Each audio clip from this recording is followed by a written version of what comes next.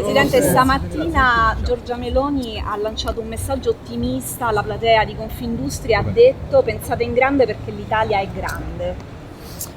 Lei può dire quanto vuole agli imprenditori italiani pensate in grande, lei è molto megalomane, ma di fatto li sta facendo agire in piccolo, perché purtroppo dopo 26 mesi di tracollo della produzione industriale, e neppure questa è stata l'occasione per riconoscerlo, dopo il caro bolletta e il caro energia, dopo il fatto che hanno fatto fallire una misura di transizione 4.0 che andava benissimo, distruggendo con scartoffie e burocrazia, la realtà è che questo paese sta andando alla deriva grazie all'incapacità di questo governo. Lei l'ha definita la regina delle televendite?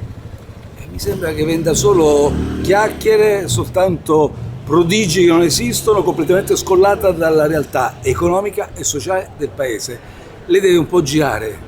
Tu non puoi fare il Presidente del Consiglio, non puoi fare un politico che si assume una responsabilità senza confrontarti con i cittadini.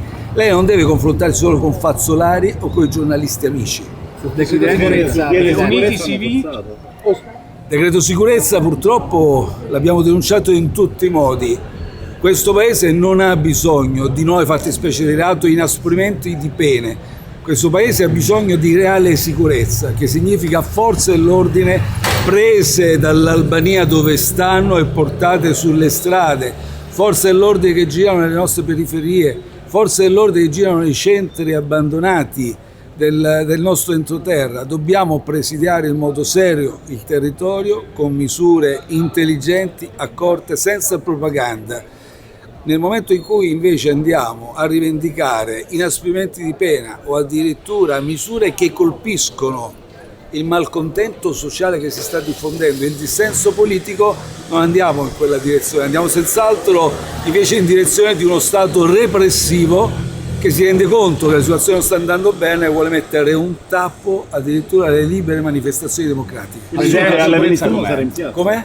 Alle amministrative l'unità del campo largo cosiddetto ha premiato.